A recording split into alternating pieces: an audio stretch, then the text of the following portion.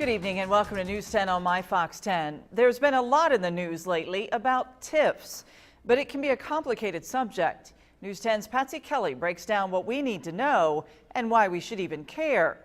It's new for you tonight at 10. Tax Increment Finance District, or better known as TIF. Just what does it mean? We'll use State Road 46 as an example. Not that many years ago, that area that we now call the Walmart TIF area, or State Road 46 TIF, was basically farmland.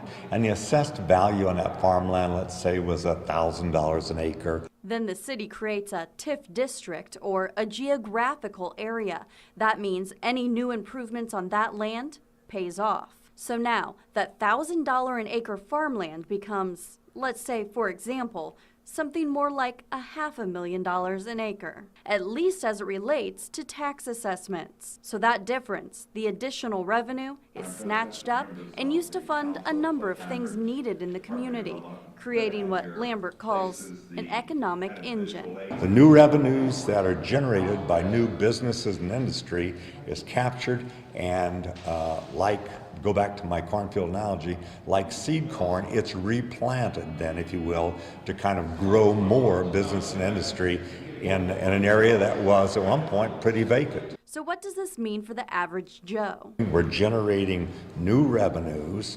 We think we're generating new jobs and an economic development engine. Officials think TIFs are one of the several economic development tools that could tip the scales in favor of the ordinary citizen.